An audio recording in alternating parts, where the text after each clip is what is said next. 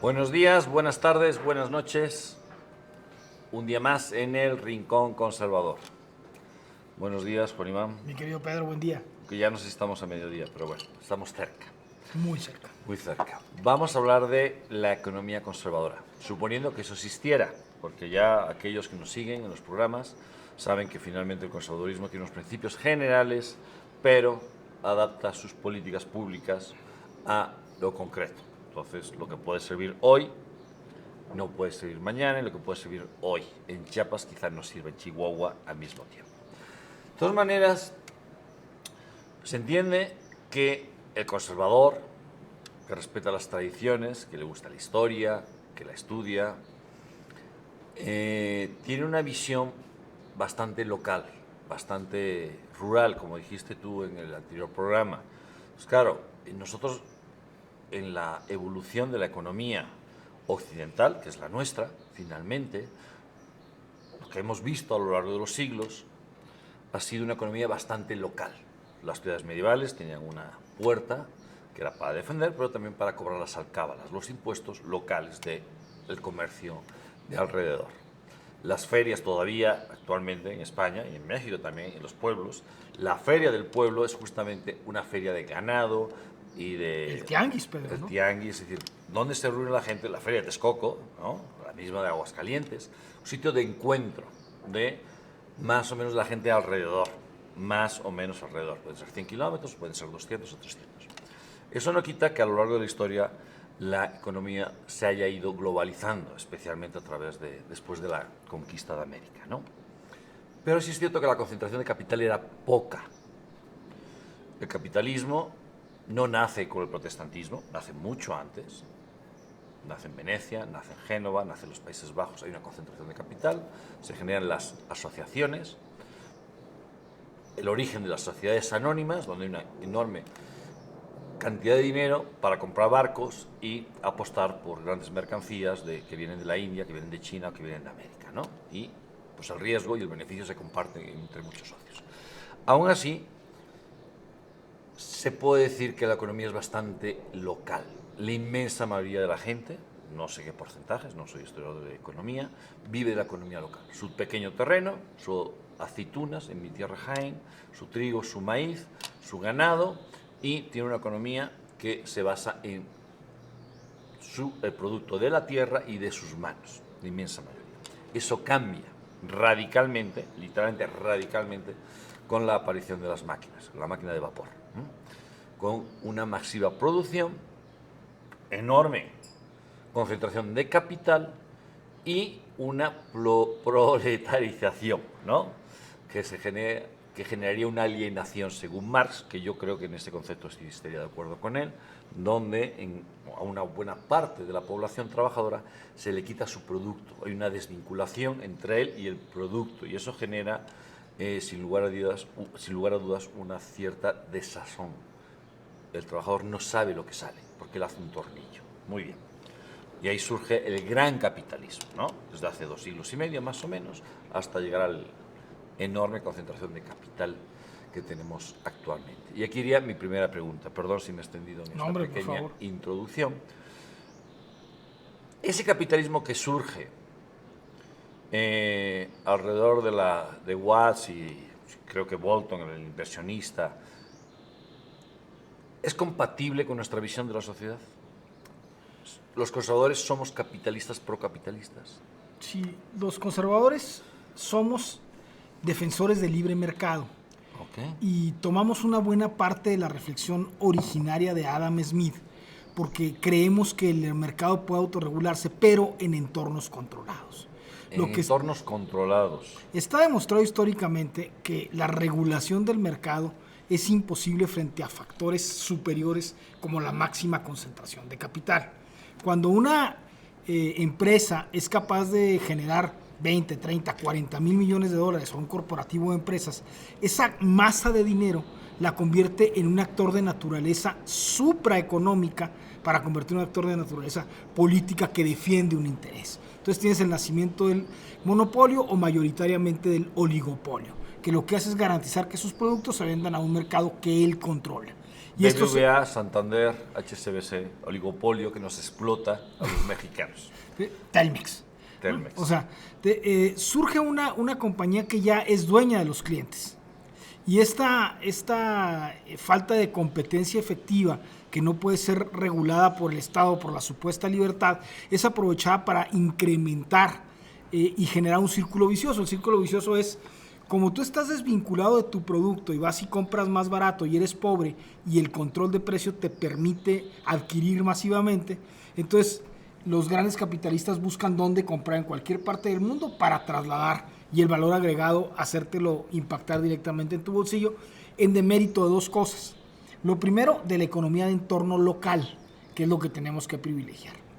En México lo que hay que hacer urgentemente es exigirle a Walmart en las grandes ciudades, y a Costco y a Comercial Mexicana y a Soriana en las pequeñas y medianas poblaciones, que el 30% de sus productos sean de consumo local, que es lo que hacen las leyes en Estados Unidos.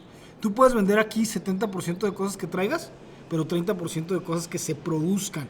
¿Hay una medida de kilómetros que significa mercado local? Los radios poblacionales comprenden generalmente las regiones económicas que en Estados Unidos están muy bien definidas y aquí son más laxas. Okay. Pero digamos que un rango adecuado es entre 35 y 70 kilómetros, ¿no? Okay. En algunos entornos hasta 100 dependiendo de las comunicaciones. Yeah. Pero lo que es importante es que el supracapitalismo, el capitalismo que tiene que ver con tener cautivos a los clientes, genera un círculo vicioso que no es libre mercado, es mercado cautivo y por tanto se convierte en la antípoda de lo que el capitalismo clásico es. Entonces los conservadores sí creemos en las bondades de un capitalismo sano, pero no confiamos en el supracapitalismo. Eso es muy importante. Okay. Entonces, podríamos decir que promover el mercado local sería como una constante de esos principios. ¿Podrían ser generales del conservadurismo? ¿O lo podrías considerar general que se puede dar en Estados Unidos, en México, en España, en Inglaterra? ¿O es algo que también se puede variar? Pues para México sería una solución muy redituable, porque en México está destruida la economía local y el narco controla hasta el aguacate. No, pero eso es otro problema, ¿no? Pero muy similar relacionado. Porque finalmente es un producto de alto consumo que estás trasladando de una región a otra y entonces generas estos vicios de mercado que convierten producciones locales efectivas en grandes negocios transnacionales. Tienes que garantizar... Sí, dentro del narco se convertiría en esos supercapitalistas, ¿no? Es un supercapitalista clásico. Monopólico, bueno, casi monopólico porque compiten entre Oligopólico, sí. Porque la competencia no es de mercado, es una competencia armada por la producción, ¿no? Pero digamos, el tema fundamental es sí creo que en buena parte del mundo occidental, si se privilegia el mercado local y la calidad del mercado local, vas a frenar esta tendencia a la concentración extrema de capital que te permite dominar a poblaciones enteras vendiéndoles tu producto. Creo que el caso de Telmex en México es muy claro.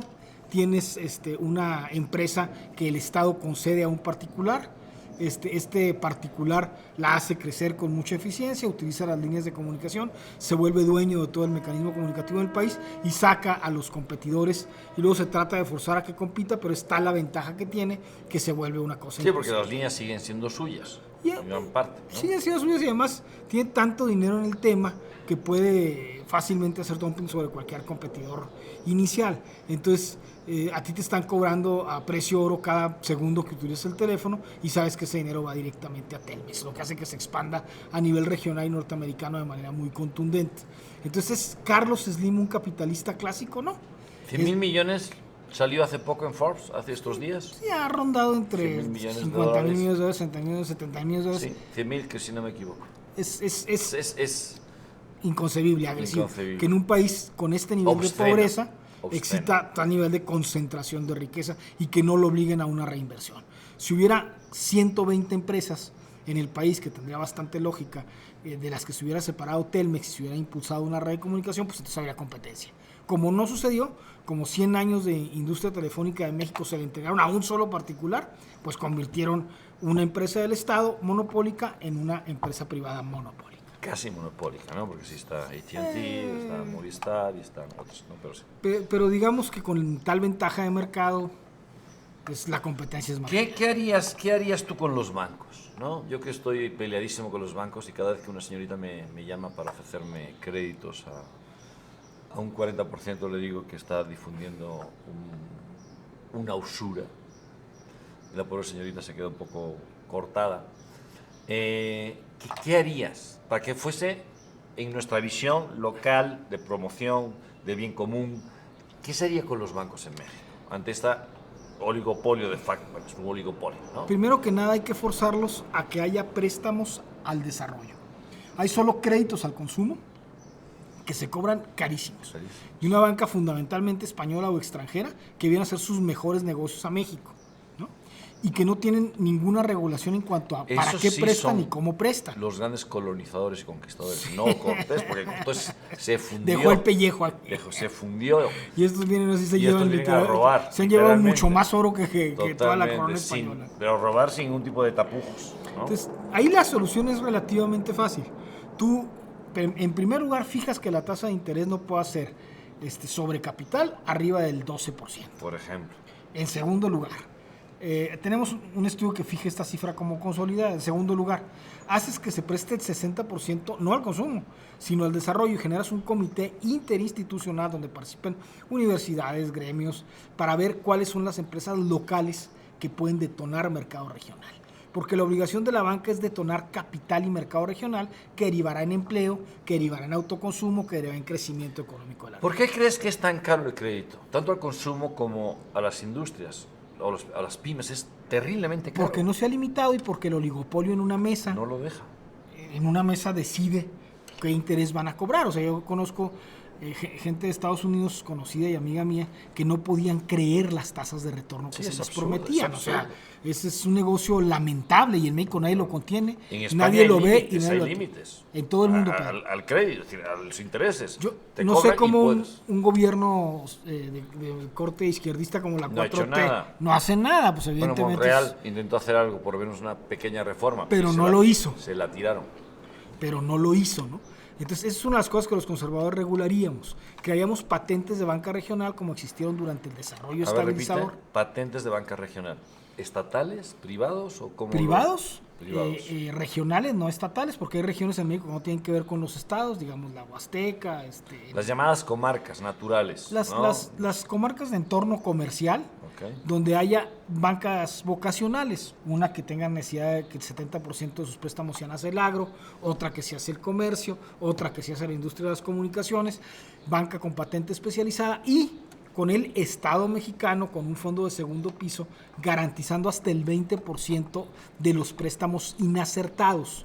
Sería, perdón, mi ignorancia en economía, no soy muy ducho, como una especie de afore, donde el Estado sí garantiza las afores estando detrás. Pues garantiza un porcentaje internacional probado, porque si no los banqueros se van a prestar a sí mismos, como hicieron con el FOBAPROA, ¿no? Y van a quebrar muy rápido sus bancos. Entonces, el ingenio de los mexicanos es mucho y tiene que ser financiado. Y tienen que financiarlo los propios mexicanos. Tienes que destruir el sistema actual bancario y crear un sistema de banca regional altamente amplia, donde hay especialización vocacional y vigilancia de cómo se presta el dinero, para que haya lo que no existe en México, pleno empleo creado regionalmente, pequeña empresa de todo tipo que detone con dinero local. Ok. Los impuestos. ¿Cómo verías tú los impuestos? ¿Te parece que está bien? ¿Te parece que los tramos son adecuados? ¿Se debería aumentar los tramos, la cantidad que se cobra a los más ricos? ¿Cuánto es el máximo que se cobra actualmente en México, el ISR? El 33%. 33%. ¿Lo subirías al 50, 60? No. Como pasa en los países, o pasaba en los países nórdicos, ya bajaron un poquito. No, yo creo que el asunto de gravar el capital no es necesariamente sano si tú contemplas que el mexicano evade por sistema. Entonces tienes una base gravable muy pequeña a la que cargas de manera enorme la carga del Estado. Yo creo que México necesita explorar la consolidación del impuesto indirecto tipo IVA con mucha más amplitud y luego tienes que recortar la maquinaria. Los famosos en comida y medicinas, como propuso Fox. Sí, es una posibilidad, pero también es una posibilidad que tiene que entenderse en la reducción del presupuesto estatal. Tú tienes que reducir el tamaño del aparato público para que haya una financiación sana de las cosas que estás probando y luego premiar el buen ingreso. En México tú le vas y le cobras a los estados ricos para subsidiar a los estados pobres en una cadena que no tiene solución. O sea, la gente de Nuevo León, de Coahuila, es supragravada y la gente de Chiapas y Oaxaca es suprasubsidiada. Entonces, Chiapas y Oaxaca tienen que entrar en una mecánica económica que garantice su equilibrio a través del transísmico, compitiendo con el Canal de Panamá, a través de una consolidación sólida de la frontera sur como eje comercial, Chiapas y Oaxaca, y esos estados tan deficitarios, generarles sustento. Y luego que los estados, perdona. Que los estados del norte, los estados altamente productivos del Bajío, decidan cuánto de su superávit recaudatorio ingresan a la miscelánea fiscal federal. Ya que tocaste el transísmico, ¿tú crees que el proyecto del actual presidente, que ya le queda muy poco, va a tener éxito? No, fue resucitar el tren de Porfirio Díaz con una ruta lamentable. Tú necesitas invertir en el transísmico 12 o 15 mil millones de dólares que se te van a devolver muy rápido porque Panamá está sobresaturado. Entonces tienes un mercado que no es un mercado hacia Europa, es un mercado California-Nueva York, ¿no? Tienes un cruce rápido, poner 3 o 4 trenes rápidos que recojan los vagones de unos barcos, los pongan en otros y vía el Mississippi lo hagan fluir, y sería un negocio redondo que se pagaría muy rápido y que sacaría a Oaxaca de la miseria y buena parte. Entonces, ¿tú crees que el proyecto actual no sirve? No sirve. Fue una tomada Obra de pelo, faraónica. pues. No, ni faraónica. Fue una tomada de pelos. Invirtieron la parte 40 de lo que vieron haber invertido, Pedro. Ese es un negocio que no importa lo que cueste porque se te va a devolver. Entonces, si tienes que pedir dinero a la banca extranjera para hacerlo, pídelo. Pero vas a dar decenas de miles de empleos, el Producto Interno Bruto del país va a crecer porque los barcos están ahí estancados en Panamá. Se van a mover más hacia el norte y vas a tener un flujo garantizado. No se va a detener el comercio entre la costa este y la costa oeste. Ok. Muy bien. Sanidad pública, educación pública, relacionado con los impuestos que has dicho antes. Yo creo que el sistema educativo nacional está totalmente destruido.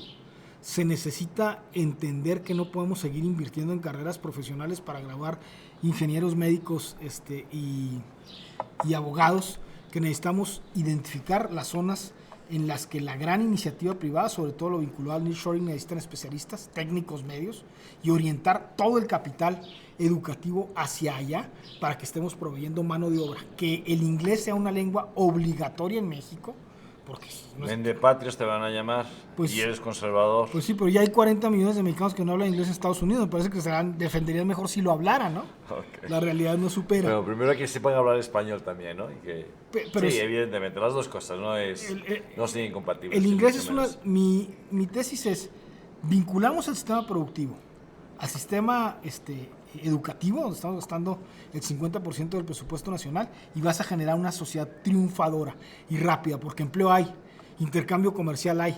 Lo que pasa es que somos lentos y malos para vender, sobre todo mano de obra. Eso puede cambiar de manera muy rápida.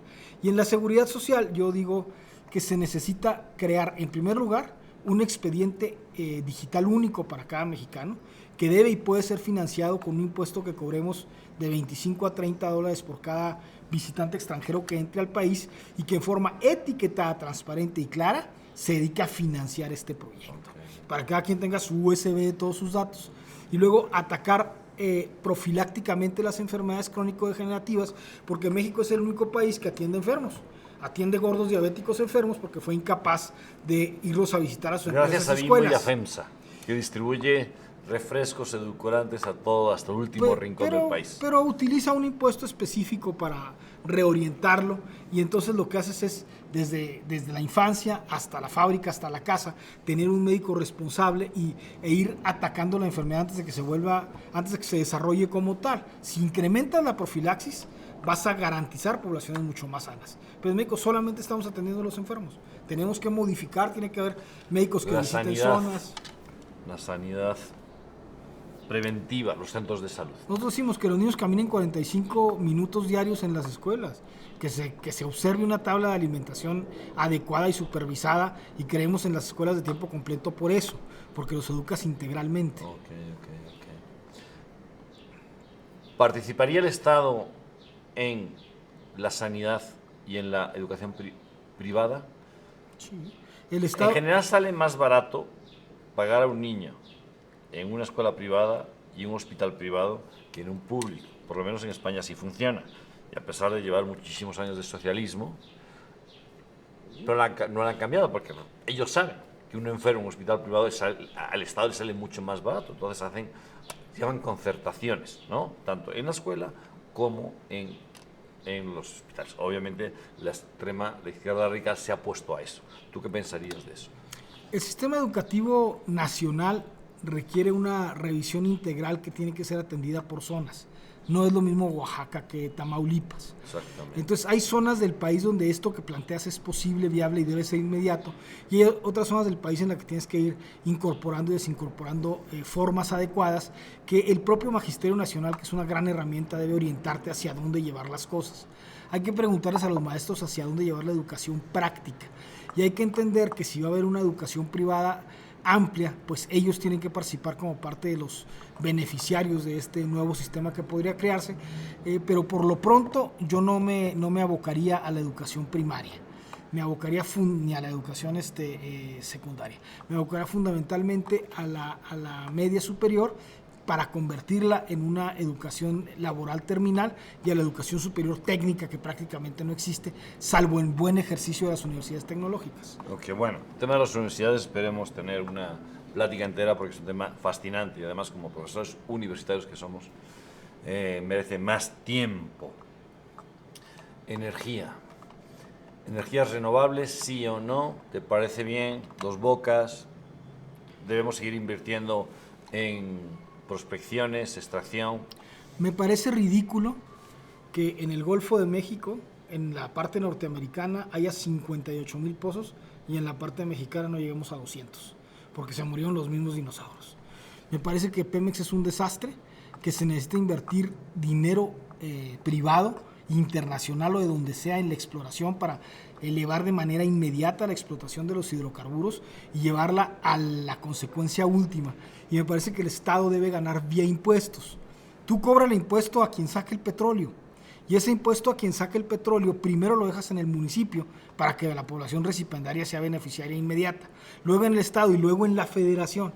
Entonces, si la extracción media del barril en México es de $30 en el Golfo, en aguas someras, y vas a incrementar 300 o 400% tu extracción, vas a tener 500 o 600 mil millones de dólares en un lapso de 15 o 20 años que el Estado mexicano no cuenta con ellos, vía impuestos, sin invertir un centavo. Me parece urgente. Entonces, definitivamente apuestas por las energías clásicas. Gas, petróleo. La energía renovable es costosa, altamente contaminante para subir a la red, como todos sabemos, es más un asunto de moda que un asunto de eficacia. Moda ahí están los autos eléctricos que salen más caras y contaminantes las baterías que no tenerlas. Solo dejamos para los egresados de la Ibero, ¿no? Sí, bueno, no estoy en contra de las energías renovables que sigo experimentando y perfeccionando, pero no está el mundo en este momento. Todavía no estamos desarrollados, ni muchísimo menos, ¿no? Agricultura. Nada más, en la parte eléctrica hay que potenciar la energía nuclear.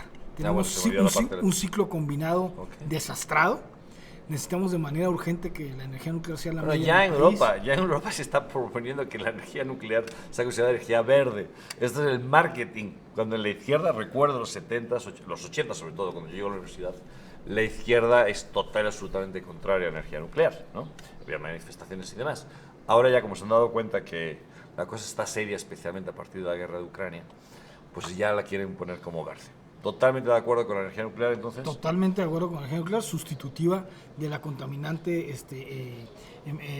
producción de ciclo combinado, y además la energía nuclear puede ser bastante más segura de lo que se dice, ¿no? Okay. Accidentes habrá siempre, pero visto costo-beneficio, es una gran inversión. Agricultura. ¿Debemos seguir siendo un país eminentemente agrícola? Hace mucho que no lo somos. Necesitamos de manera urgente detonar ciclos de producción en empresas agrícolas en las que tanto el Estado como la iniciativa privada entiendan la riqueza del potencial. Podemos vender a Estados Unidos prácticamente cualquier cosa, desde frutas orgánicas hasta cualquier clase de cereales, si lo hacemos de manera adecuada, invertimos, y como todo es una inversión de mediano plazo. Bueno, en los estados del norte ya la producción es de grandes cantidades, ya tienes grandes cientos de hectáreas, tienes invernaderos, tienes una producción, vamos, no sé si llamarle industrial o capitalista, ¿no? De todo, de jitomates, de nuez, etcétera, etcétera, ¿no? ¿Cuándo llegará eso a los estados del sur y sureste? Cuando envuelvas a la dinámica agraria en una dinámica de capital. Cuando convences a las comunidades ejidales, cuando regeneres una banca dedicada y especializada al agro, y cuando entiendas que vas a tener que perderle el amor a gastar en despensas, esto es, a darles el pescado para enseñarles a pescar. Tienes que modificar el presupuesto para, en lugar de estar subsidiando la pobreza y el voto, empezar a subsidiar el crecimiento económico del campo. ¿Qué nos queda de los terrenos ejidales y de las tierras comunales? Muchísimas en México. Todavía queda mucho. En México la distribución fundamental sigue respondiendo a este régimen que es prácticamente contra la producción, porque no hay ningún apoyo real fuera de una producción elemental. No hay inteligencia institucional atrás de eso, y no hay análisis de mercados que te permitan explotar eficientemente un sistema alimentario norteamericano, donde incluiríamos a Estados Unidos, también a Canadá y desde luego a México, como el gran proveedor de muchas materias agropecuarias. La minería, ¿cómo la ves? Concentrada en muy pocas manos, los 2-3 grupos. Inexplotadas, se le dieron todas a empresas pseudo-canadienses que en realidad son asiáticas, que bueno, no la están Bayeres explotando. también aquí, ¿no? Que es uno de los mayores productores o extractores de plata del mundo, si no me equivoco, ¿no? Sí, están los Bayeres, que son una empresa clásica, y está también Grupo México, Grupo la REA. México. Pero lo cierto es que no estamos en los niveles de eficiencia, y que este asunto de las mineras canadienses es un tema delicado que hay que corregir. Necesitamos ver cuál es la capacidad extractiva del país, necesitamos rediseñar un modelo de extracción, y necesitamos entender el mercado de producción y explotación de metales con una dinámica totalmente distinta, que parta prácticamente desde cero para convertirlo en un negocio rentable por la vía fiscal. Infraestructura, carreteras, puertos, aeropuertos. Indispensable que haya, sobre todo, vías férreas en comunicaciones en todo el país de mucha mayor calidad. Necesitamos conectar. ¿También de pasajeros? Sobre todo de no pasajeros. tenemos de pasajeros. Necesitamos Chiapas, Ciudad Juárez, Chiapas, Tijuana. Necesitamos que Centroamérica se comunique a través de México por tren. Necesitamos que todas las carreteras del país sean de materiales mucho más perdurables que el pavimento. Y necesitamos una red de comunicación que va y se podría de manera muy rápida autosustentar, precisamente por las cadenas de mercado existentes. Y si detonamos la red transísmica, también podremos mover mercancías a través de México. ¿De puertos estamos bien? ¿Marítimos, puertos marítimos? Estamos deficientes y mal, y sobre todo subexplotados, y se han convertido en centros del crimen organizado, sí, claro, o de importación de metales de China. En fin, es un caos los puertos, nadie les ha puesto la atención suficiente, y ahí lo que necesitamos es entender y crear un sector portuario privado con capital mexicano en principio, que vaya conociendo el negocio y asimilando el capital extranjero paulatinamente. Necesitamos rediseñar nuestro sistema portuario para volvernos lo eficiente que pudiéramos ser. Por ejemplo, no explotamos las costas de Sonora, de Baja California, lo suficiente para hacer un mercado agregado de Asia a California, ¿no? Okay. Los Ángeles está sobresaturado, era para que México estuviera invirtiendo de manera urgente en Puerto Peñasco y en todas las costas de las Bajas Californias, para que ahí pudiéramos recibir la mercadería y subirla vía tren a California. Okay. ¿Debemos seguir siendo los maquiladores de Estados Unidos ahora, o a partir de que Trump puso una serie de impedimentos a China, el TLC, el Telecam, la renovación y demás? ¿O el TEMEC? Yo ya me perdí, estamos en el TEMEC ahora, ¿no? Yo creo que el TEMEC es una buena herramienta para lo que fue diseñada, pero no fue diseñada para una explotación del nearshoring como sobrevendrá. Okay. México se va a encontrar muy pronto en una posición en la que va a tener que volver a conformar su mecanismo industrial, porque no se trata ya de ser un sector maquilador, necesitamos avanzar tecnológicamente. Tenemos que pasar al siguiente paso. La cadena de producción, de sustitución de importaciones, pero sobre todo de la producción de los insumos que la industria maquiladora está utilizando, Pedro. Aquí tienes gran parte de la industria automotriz y tú no le vendes nada. Importas las chapas, los pestillos, cuando puedas producirlos localmente. O sea, hay que hacer que el sector educativo genere empresas que produzcan estos insumos y que abastezcan a las empresas ya instaladas, como la aeroespacial y la automotriz, en insumos que se están importando de Europa. Tienes que hacerlo en forma paulatina, pero como lo hicieron los tigres asiáticos, si empiezas hoy, en 10 años vas a llegar. Como hicieron los chinos con los coches. Bueno, como hicieron con todo. Pero pues, los Empezaron de japoneses, cero los tailandeses, o sea, y ya están muy adelantados. Corea del Sur. E justamente en esa parte, quizá ya para la última pregunta, la tecnología, la industria tecnológica, ¿cómo estamos actualmente? Del nabo. Necesitamos de manera... Muy técnica esa expresión, Sí. esa definición. Necesitamos de manera urgente invertir el 4% del PIB en el sistema de desarrollo tecnológico y crear un gran instituto de veras, no el CONACYT, donde lo mejor de nuestra inteligencia empiece a desarrollar investigación sistemática para el desarrollo económico, con dinero directo del Estado, con el apoyo y la integración de las universidades y una dirección donde también participe la iniciativa privada para que diga, internacional, que esté en México, para que diga en qué debemos estar gastando para investigar. Y ahí estaremos relacionados con las universidades. Pero bueno, De manera enorme, las universidades tienen que ser parte de este modelo. Exactamente. Pues ya, para terminar, ¿qué más sobre economía? ¿Que algo quedó en el tintero, algo quieras añadir? Sobre política fundamentalmente. Si no se crea una fuerza política que estos planteamientos los lleve a la palestra nacional, seguiremos en un debate entre los que se están robando el dinero para las despensas y están ahogando al país. La política De oligopólica... los que se están robando y los que se lo quieren robar. ¿A eso te refieres? ¿La dinámica? No, porque se lo están robando todos. Por eso digo, las luchas entre los que se están robando y los que se lo quieren robar. El asunto es que el que más tiene, más da de votos y se mantiene en el poder un ratito, ¿no? El asunto es que tenemos que cambiar esto para transformar a México. Y nadie está hablando de los temas importantes, ni en economía, ni en educación, ni en seguridad. Eso tiene que variar en el discurso y creo que este rincón conservador tiene que convertirse en una bocina expansora de ese modelo. O sea, que para cambiar la economía hay que cambiar el modelo político. Es sin duda de correcto. dudas. Esa es la conclusión. Muchísimas gracias, Juan Iván. Pedro, Muchísimas gracias los pocos, muchos o medianas público que hayamos tenido. Gracias por escucharnos. Síganos, difúndanos, retuiteennos, comenten en sus grupos, critíquennos y aquí estamos hasta la siguiente semana. Muchas gracias, que lo pasen bien. Gracias, Juan Iván. Pedro.